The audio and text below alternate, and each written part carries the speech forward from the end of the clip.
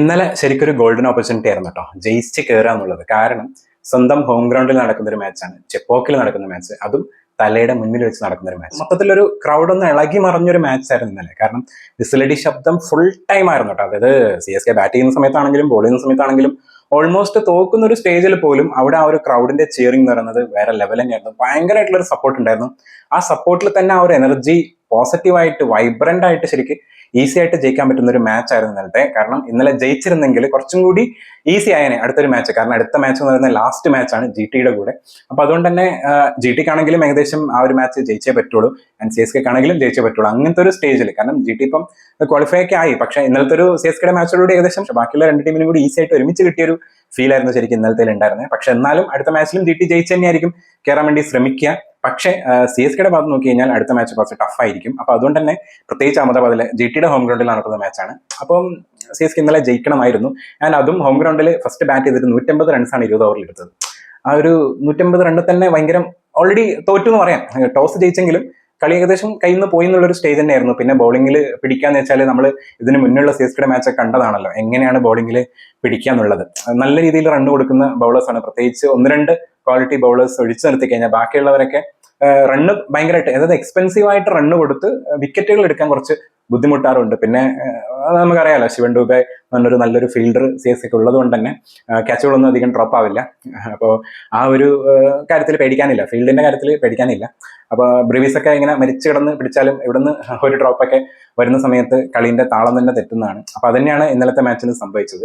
151 run chase easy ആയിട്ട് അവർ ഏകദേശം ഒരു ഓവർ ബാക്കി നിൽക്കുകയാണ് കളി ജയിച്ചേട്ടോ. അതായത് 6 ബോൾ ബാക്കി നിൽക്കെ കളി ജയിക്കുക, 5 വിക്കറ്റിന്റെ വിജയം. ആ ഒരു സ്ഥലത്ത് ശരിക്കും ഒരു 6-7 വിക്കറ്റൊക്കെ പോകേണ്ട ഒരു സ്റ്റേജ് ആയിരുന്നു. ഇവിടേക്ക് വന്ന മിസ്റ്റേക്കുകളാണ് ശരിക്കും ഇന്നലെ CSKനെ തോൽപ്പിച്ചതെന്ന് പറയാം. CSKയുടെ തുടക്കം ഗംഭീരമായിരുന്നു. സഞ്ജു സാംസൺ വെടിക്കെട്ട് തന്നെയാണ് തുടങ്ങിയത് ശരിക്കും. അതായത് ഫസ്റ്റ് ബോൾ ആ ഒരു നോ ബോൾ വന്നതിന് ശേഷം പിന്നെ ഒരു 6-ൽ തന്നെയാണ് ഇന്നലെ സഞ്ജു സാംസൺ തുടങ്ങിയത്. അപ്പൊ അതുകൊണ്ട് തന്നെ ആ ഒരു അടി നല്ല രീതിയിൽ പോയിക്കൊണ്ടിരിക്കുകയായിരുന്നു. പക്ഷെ ആളുടെ വിക്കറ്റ് എടുക്കാൻ വേണ്ടി കരുതിക്കുട്ടി ക്യാപ്റ്റൻ തന്നെ കളിക്കളത്തിൽ ഇറങ്ങി ക്യാപ്റ്റന്റെ കയ്യിൽ കൊടുങ്ങായിരുന്നു. കാരണം ക്യാപ്റ്റന്റെ അറിയാലോ, നല്ല രീതിയിൽ ബോൾ ചെയ്യുന്ന ഒരു ബോളറാണ് പാറ്റ് കമിൻസ്. അതുകൊണ്ട് തന്നെ ആളുടെ കുറച്ച് ആ ഒരു എക്സ്പീരിയൻസും ട്രിക്കി സംഭവങ്ങളൊക്കെ വെച്ചിട്ട് സഞ്ജുവിനെ കൊടുക്കുകയായിരുന്നു.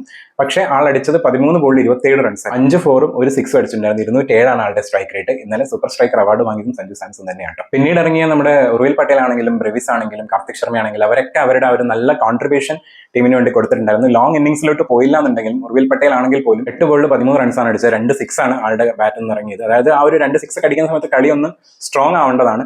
പക്ഷേ ഒരു സൈഡിൽ ഭയങ്കരമായിട്ട് സ്ലോ ആയിട്ട് ആ ഒരു ഇന്നിംഗ്സ് കൊണ്ടുപോയിക്കൊണ്ടിരുന്നത് ശരിക്കും ഋതുരാജ് ഗായിക്കോഡാണ്. കാരണം ഒരു ഭാഗത്ത് അടിക്കുന്ന സമയത്താണെങ്കിലും, ഇപ്പോൾ ഈവൻ സഞ്ജു അടിക്കുന്ന സമയത്താണെങ്കിലും, അല്ലെങ്കിൽ നമ്മുടെ ഉർവിൽ പട്ടേൽ പിന്നീട് വന്നിട്ട് അടിച്ച സമയത്താണെങ്കിലും, കാർത്തിക് ശർമ്മ പിന്നീട് വന്നിട്ട് അത്യാവശ്യം നല്ല രീതിയിലുള്ള ഒരു നോക്കൗട്ട് ഉണ്ടായിരുന്നു. 19 ബോളിൽ 32 റൺസ്, 3 4-ഉം 2 6 അടിച്ചിട്ടുണ്ടായിരുന്നു. 11.3 ഓവർ ആയ സമയത്താണ് ശരിക്കും ഗായിക്കോഡ് ഔട്ടാകുന്നത്. അത് ഓപ്പണിംഗിൽ ഇറങ്ങിയ ആള് 11.3 ഓവർ കഴിയുമ്പോഴാണ് ഔട്ടാകുന്നത്. ആള് ഫേസ് ചെയ്ത ബോൾ എന്ന് പറഞ്ഞാൽ 21 റൺസ് എടുത്തത് വെറും 15 ആയിരുന്നു. അതിൽ ഒരു 4-ഓ 6-ഓ പോലും ഇല്ല എന്നുള്ളൊരു കണക്കാണ് ശരിക്കും സങ്കടപ്പെടുത്തുന്ന ഒരു കാര്യം CSKയുടെ. അതായത് നല്ല രീതിയിൽ സ്കോർ പോയിക്കൊണ്ടിരിക്കുകയായിരുന്നു, പക്ഷെ ആളുടെ കോൺട്രിബ്യൂഷൻ അവിടെ കുറവായിരുന്നു. ആ കോൺട്രിബ്യൂഷൻ കൂടി ഉണ്ടായിരുന്നെങ്കിൽ ചിലപ്പം ആളുടെ വിക്കറ്റ് പോകുന്ന സമയത്ത് ഒരു 150 സ്കോർ കടന്നേനെ. ആൻഡ് ഇത്ര വിക്കറ്റുകൾ ചിലപ്പം പോവില്ലായിരുന്നു ഇപ്പുറത്തെ ഭാഗത്തും കൂടി അടിച്ചത്. പിന്നീട് വന്ന് ബ്രെവിസും അതുപോലെ ശിവൻ ഡൂബിയും കുറച്ചു നേരം ഒന്ന് പിടിച്ചു വന്നു. അതിൽ ബ്രെവിസ് ആയിരുന്നു നല്ല ഷോട്ട്സ് അടിച്ചുകൊണ്ടിരുന്നത്. കാരണം നമ്മളൊക്കെ കാണാൻ ആഗ്രഹിക്കുന്ന ആ ഒരു ബ്രെവിസ് ഉണ്ടല്ലോ, ആ ബ്രെവിസ് ഇന്നലെ ഉണ്ടായിരുന്നു. 27 ബോളിൽ 44 റൺസാണ് ആളെടുത്തത്. 2 4-ഉം 4 കൂറ്റൻ 6-കളായിരുന്നു ആളുടെ ഇന്നിംഗ്സിൽ ഉണ്ടായിരുന്നത്. പക്ഷേ ശിവൻ ഡൂബെ, നമ്മളെപ്പോഴും അത്രയും ആറിച്ചാമി എന്നൊക്കെ വിളിക്കുന്ന ശിവൻ ഡൂബെ ഇന്നലെ വലിയൊരു ആറിച്ചാമി ആയില്ല എന്നുള്ളതാണ് എടുത്തു പറയേണ്ട കാര്യം. കാരണം ഇന്നലെ ആ ഒരു സമയത്ത് ബ്രെവിസ് അടിച്ച് കളിക്കുന്ന സമയത്ത് എന്തായാലും ബൗളേഴ്സിന്റെ മേലെ നന്നായിട്ട് പ്രഷർ വീണിട്ടുണ്ടാവും.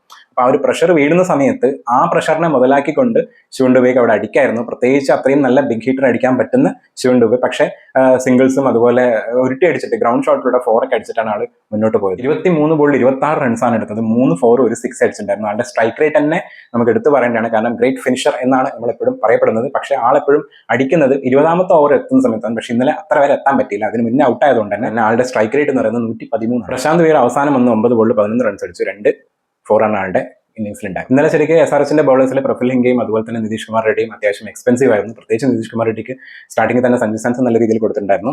പക്ഷേ പ്രഫുൽ ഹിംഗെ 1 വിക്കറ്റ് എടുത്തിട്ടുണ്ടായിരുന്നു. ഇന്നലെ ബൗളിംഗിൽ ക്യാപ്റ്റൻ തന്നെയാണ് മുന്നിട്ടിറങ്ങി അടിപൊളി ബോൾ ചെയ്തത്. പാറ്റ് കമിൻസ് 4 ഓവർ ബോൾ ചെയ്ത സമയത്ത് 28 റൺസ് കൊടുത്തിട്ട് 3 വിക്കറ്റ് എടുത്തിട്ടുണ്ടായിരുന്നു. ക്യാപ്റ്റന് നല്ല സപ്പോർട്ട് കൊടുത്ത ഷാക്കിബ് ഹുസൈൻ 4 ഓവറിൽ 34 റൺസ് കൊടുത്തിട്ട് 2 വിക്കറ്റ് എടുത്തിട്ടുണ്ടായിരുന്നു. ഇഷാൻ മലിംഗയും അത്യാവശ്യം പിടിച്ച് തന്നെയാണ് ബോൾ എറിഞ്ഞത്. 4 ഓവറിൽ 26 റൺസ് എടുത്തിട്ട് 1 വിക്കറ്റ് എടുത്തിട്ടുണ്ട്. ശരിക്കും ചേസിംഗിന് ഇറങ്ങിയ സൺറൈസേഴ്സ് ഹൈദരാബാദിന്റെ സ്റ്റാർട്ടിംഗ് അത്ര നന്നായിരുന്നില്ല. 18 റൺസ് ആകുമ്പോഴേക്ക് തന്നെ ഫസ്റ്റത്തെ വിക്കറ്റ് പോയി. ട്രാവിസ് ഹെഡ് ഔട്ടായി. നമ്മുടെ മുകേഷ് ചൗധരിയുടെ ബോളിലാണ് ആൾ ഔട്ട് ആയത്. മുകേഷ് ചൗധരി തന്നെയാണ് ക്യാച്ച് എടുക്കുകയും ചെയ്തത്. ടീമിന്റെ ടോട്ടൽ 56 റൺസ് ആകുമ്പോഴേക്ക് തന്നെ അഭിഷേക് ശർമ്മയും ഔട്ടായി. അഖിൽ ഹുസൈൻ ആയിരുന്നു ആ വിക്കറ്റ് എടുത്തിട്ടുണ്ടായിരുന്നു. പിന്നീട് നമ്മുടെ ക്ലാസനും കിഷനും കൂടി ഒരു ഗംഭീര പാർട്ട്ണർഷിപ്പ് ഉണ്ടാക്കി. 131 റൺസ് വരെ ആ ഒരു പാർട്ട്ണർഷിപ്പ് പോയി. അത് കഴിഞ്ഞ ഒരു കിട്ടിലൻ സ്റ്റംപിംഗ്, നമ്മുടെ സഞ്ജു സാംസന്റെ അട്ടിപ്പൊളി മിന്നൽ എഗെയിൻ ലൈറ്റ്നിങ് സ്റ്റംപിംഗ് എന്നൊക്കെ പറയില്ലേ, അങ്ങനത്തെ ഒരു സ്റ്റംപിംഗ് എഗെയിൻ ഉണ്ടായി നമ്മുടെ അന്നത്തെ GT മാച്ചിലുള്ളത് തന്നെ. ക്ലാസന്റെ ചെറിയൊരു രീതിയിൽ മൈന്യൂട്ടായിട്ട് ആ ഒരു എയറിൽ പൊങ്ങിയ കാലിന്റെ എടുക്കുന്നത് കറക്റ്റ് ആയിട്ട് ആ ഒരു സ്റ്റംപിംഗ് എടുത്ത് 100 റൺസിന്റെ ബോളിൽ തന്നെയായിരുന്നു ആ വിക്കറ്റ്. അതായത് 47 റൺസിൽ നിൽക്കുന്ന ക്ലാസിനാണ് ഔട്ടാക്കിയത്. ആ ഒരു വിക്കറ്റ് കഴിഞ്ഞതിന് ശേഷം ചെറിയ രീതിയിലുള്ള റിസൾട്ടും കാര്യങ്ങളൊക്കെ ഉണ്ടായിരുന്നു നമ്മുടെ സഞ്ജു സാംസണും അതുപോലെ ക്ലാസിലും തമ്മിൽ. പക്ഷേ എന്തായാലും ആ ഒരു വിക്കറ്റ് പൊളിയായിരുന്നു. കാരണം കറക്റ്റ് ടൈമിങ്ങിൽ ഓരോ വിക്കറ്റുകൾ വരുന്നുണ്ടായിരുന്നു. കാരണം കുറച്ചു നേരം വിക്കറ്റ് ഒന്നും വരാണ്ട് നിന്ന സമയത്താണ് ഈ ഒരു വിക്കറ്റ് വന്നത്. ആ വിക്കറ്റിൽ പിടിച്ചൊന്ന് കയറാമായിരുന്നു ശരിക്കും ഇന്നലെ CSKക്ക്. പക്ഷേ അത് അങ്ങോട്ട് മുന്നോട്ട് നന്നായിട്ട് പോയില്ല എന്നുള്ളതാണ്. അത് കഴിഞ്ഞ് നിതീഷ് കുമാർ റെഡ്ഡി ഔട്ടായി. ഹെൻറി ക്ലാസൻ ഇന്നലെ 26 ബോളിൽ 47 റൺസാണ് എടുത്തത്. 6 4ഉം 2 6 അടിച്ചിട്ടുണ്ടായിരുന്നു. ടീം ഏകദേശം ജയിക്കുന്ന ഒരു മൊമെന്റിൽ എത്തിയപ്പോഴാണ് നമ്മളെ ഇഷാൻ കിഷൻ ഔട്ടാവുന്നത്. 175 റൺസ് ഓൾറെഡി ആയിട്ടുണ്ടായിരുന്നു. 47 ബോളിൽ 70 റൺസാണ് ഇഷാൻ കിഷൻ എടുത്തത്. 7 4ഉം 3 6 ആയിരുന്നു ആളുടെ ഇന്നിംഗ്സിൽ ഉണ്ടായിരുന്നു. 4 ഓവറിൽ 36 റൺസ് കൊടുത്തിട്ട് 2 വിക്കറ്റ് എടുത്ത മുകേഷ് ചൗധരി തന്നെയായിരുന്നു ഇന്നലത്തെ ലീഡിംഗ് വിക്കറ്റ് ടേക്കർ. പ്ലസ് അത്യാവശ്യം നല്ല രീതിയിലുള്ള എക്കണോമിയിൽ ബോൾ എറിഞ്ഞതും. മുകേഷ് ചൗധരിക്ക് കട്ട സപ്പോർട്ട് ചെയ്തുകൊണ്ട് തന്നെ അഖിൽ ഹുസൈനും നൂർ അഹമ്മദും അതുപോലെ സ്പെൻസർ ജോൺസണും ബോൾ എറിഞ്ഞിട്ടുണ്ടായിരുന്നു. നൂർ അഹമ്മദ് 4 ഓവറിൽ 40 റൺസ് കൊടുത്തിട്ട് ഒരു വിക്കറ്റ് എടുത്തിട്ടുണ്ടായിരുന്നു. അൻഷുൽ കമ്പോജ് 4 ഓവറിൽ 46 റൺസ് എടുത്തിട്ടാണ് ഒരു വിക്കറ്റ് എടുത്തത്. ഇച്ചിരി എക്സ്പെൻസീവ് ആയിരുന്നു. അഖിൽ ഹുസൈനും സ്പെൻസർ ജോൺസണും 3 ഓവർ മാത്രമേ എറിഞ്ഞിട്ടുണ്ടായിരുന്നു. അതിൽ അഖിൽ ഹുസൈൻ 3 ഓവറിൽ 21 റൺസ് കൊടുത്തിട്ട് ഒരു വിക്കറ്റ് എടുത്ത സമയത്ത് സ്പെൻസർ ജോൺസൺ വിക്കറ്റ് ഒന്നും ഉണ്ടായിരുന്നില്ല. പക്ഷേ 3 ഓവറിൽ ആൾ റൺ കൊടുത്തത് വെറും 26 റൺസ് ആയിരുന്നു. അതിനുശേഷം ഇന്നലെ ഒരു കാര്യത്തിൽ മാത്രമായിരുന്നിട്ട് ഭയങ്കരമായിട്ടുള്ളൊരു ഡൗട്ട് ഉണ്ടായിരുന്നു. കാരണം അഖിൽ ഹുസൈൻ 3 ഓവറാണ്, അതായത് 1 ഓവർ ബാക്കിയുണ്ട്, അത്യാവശ്യം എക്കണോമി പിടിച്ചുകൊണ്ടാണ് എറിയുന്നത്. അതുപോലെ തന്നെ നമ്മുടെ സ്പെൻസർ ജോൺസണും നല്ല രീതിയിലുള്ള ബോളിംഗ് ആയിരുന്നു. കാരണം 3 ഓവർ 26 റൺസ് കൊടുത്തിട്ടുണ്ടായിരുന്നല്ലോ. ആ ഒരു മൊമെന്റിൽ എന്തിനാണ് ഒരു പാർട്ട് ടൈം ബോളർ ആയിട്ടുള്ള ശിവൻ ഡുബനെ, ഇപ്പൊ അടുത്തൊന്നും അത്യാവശ്യം ഫോം അല്ലാത്തൊരു പ്ലെയർ ആണ്. ഈവൻ ഫീൽഡിങ്ങിലാണെങ്കിലും ബാറ്റിംഗിലാണെങ്കിലും ഇപ്പം ബോളിംഗിലാണെങ്കിലും ഇന്നലെ 1 ഓവർ ബോൾ ചെയ്ത സമയത്ത് തന്നെ 12 റൺസ് കൊടുത്തിട്ടുണ്ടായിരുന്നു. ചിലപ്പോൾ ഇന്നലെ ആ ഒരു ഓവറിന് പകരം അഖിൽ ഹുസൈനോ അല്ലെങ്കിൽ സ്പെൻസർ ജോൺസണോ ഒരു ഓവർ കൊടുത്തിരുന്നെങ്കിൽ, ആ ഒരു സമയത്ത് കൊടുത്തിരുന്നെങ്കിൽ ചിലപ്പം കളിയുടെ ചെറിയ രീതിയിലുള്ള ഒരു മാറ്റം ഉണ്ടായേനെ. അത് മാത്രമല്ല, സ്പിന്നിന് കുറച്ച് സപ്പോർട്ട് കിട്ടുന്ന സമയത്ത് വേണമെങ്കിൽ പ്രശാന്ത് വീറിനെ അടക്കം ട്രൈ അടിക്കാമായിരുന്നു. കാരണം പ്രശാന്ത് വീറും ഒരു സ്പിന്നറാണ്. എന്തായാലും ഇന്നലത്തെ മാച്ചിലും എഗെയിൻ ഒരു കാര്യം ഉറപ്പായി, സ്റ്റാർട്ടിങ്ങിൽ അതായത് നല്ലൊരു രീതിയിലുള്ള ഒരു തുടക്കം കിട്ടി അതിനെ ഇച്ചിരി കൂടി ഒന്ന് നീട്ടിക്കൊണ്ടുപോയാൽ മാത്രമേ CSKക്ക് 200 മേലെ സ്കോർ എടുക്കാൻ പറ്റുള്ളൂ. അതിൽ സഞ്ജു സാംസൺ ഒരു 30 റൺസിന് മേലെങ്കിലും സ്കോർ ചെയ്യണം. എന്നാൽ മാത്രമേ ആ ഒരു റേഞ്ചിലോട്ട് CSKക്ക് പോകാൻ പറ്റുള്ളൂ എന്ന് മനസ്സിലായി. അതല്ലാത്ത പക്ഷം കുറച്ച് ടഫാണ്.